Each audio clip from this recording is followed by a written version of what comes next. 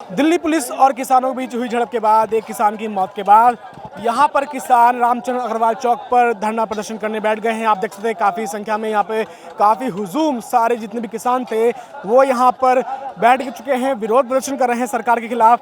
हम कुछ किसानों से बात करते हैं, जानते हैं कि क्या है उनकी आगे की रणनीति, क्या है उनकी आगे की योजना, क्योंकि जिस प्रकार से किसान अपनी मांगों को लेकर दिल्ली की ओर कूच कर रहे थे और जब दिल्ली पुलिस और किसानों के बीच झड़प हुई जिसमें एक किसान की मौत हो गई, उस किसान की मौत के बाद सभी किसानों ने रामचंद्र अग्रवाल चौक पर धरना प्रदर्शन कर रहे हैं। आगे क्या रणनीति आप लोगों की? आगे की रणनीति यही है कि अगर सरकार हमें शांतिपूर्वक तरीके से इस तरह परेड नहीं करने दे रही है तो हम लोग यहीं पे धरना प्रदर्शन करेंगे, यहीं पे रुकेंगे।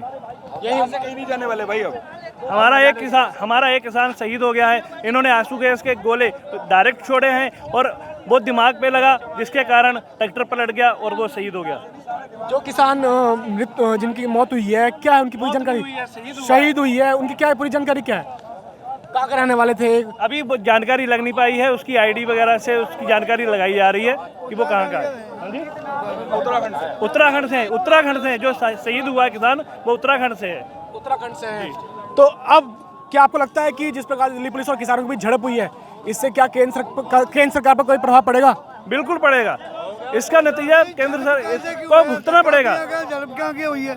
ये झड़प थोड़ी है कि हमको उनके साथ कोई लाठी वो दोनों तरफ से हो रही थी, वो लोग जा रहे थे, जाते जाते गोली मारी। झड़प क्या की हुई?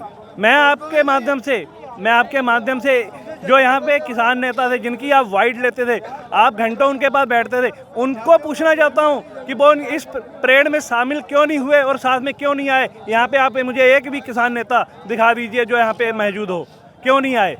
मैं आपसे हमेशा से चूतिया कटता हुआ आया है। एक भी किसान नेता अगर ऐसा होता तो आगे खुद चलते, पीछे किसान चलते। ठीक है, हमेशा क्या होता है किसान आगे रहता है, किसान नेता चूतियों की तरह बीच में रहता है और वो कहीं रुक जाता है बीच में। और जो 11-12 दौर की बातचीत जो सरकार के बीच जिसमें किसान नेता जाते थे तो यहाँ पे उनमें से एक भी किसान मौजूद नहीं है। हाँ जी, यही तो मैं कह रहा हूँ। चौथा स्तंभ मीडिया जो बिल्कुल सही खबर दिखाता है। मैं यही कहना चाह रहा हूँ कि यहाँ पे कोई भी किसान नेता मौजूद नहीं है, जिसके कारण इतनी बड़ी लापरवाही हुई, जिसके कारण एक शहीदी हो चुकी है। मैं उन किसान नेताओं को भी दोषी मानता हूँ जो यहाँ पे साथ में नहीं थे। और मैं यह कहना चाहता हूँ कि मोदी सरकार रात का भूला सुबह घर आ जाए उसे भूला नहीं कहते, और दोहरी राजनीति ना करे और किसानों के साथ शोषण ना करे। उनके तीनों कानून वापस ले और एमएसपी की गारंटी दे और C2+ 50% स्वामीनाथन आयोग की सिफारिशों के तहत सारे कानून लागू करे। सरकार का कहना है कि जो कृषि कानून लेकर आई है उसको 1.5 साल तक उन्होंने रोक लगा दी है। उनका कहना है कि एक तरह से कृषि कानून को निरस्त करना ही है।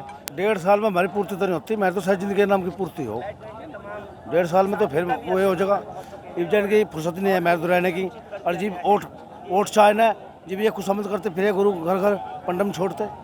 चलो जैसे भी करेंगे चौधरी साहब ये ठीक है। अब आगे की योजना क्या है आप लोग की? यहीं पे धरना प्रदर्शन करना है? वो शहीद हो गया, अभी लड़का शहीद हो गया, बैठे बोरा लगे बैठे मौजूद आदमी राकेश जी आऊँगे जो कर भी करेंगे। यानी आप सीधे तौर पर देख सकते हैं कि किस प्रकार से किसान अब रामचंद्र अग्रवाल चौक पर धरना प्रदर्शन करने बैठ गए, क्योंकि जिस प्रकार से एक किसान की मौत हुई और किसानों द्वारा कहा जा रहा है कि दिल्ली पुलिस की गोली से उसकी मौत हुई है। अब किसान यहाँ पर एकत्र होकर सरकार के खिलाफ विरोध प्रदर्शन कर रहे हैं और अभी भी सरकार से मांग कर रहे हैं कि इन तीनों कृषि कानूनों को निरस्त करें।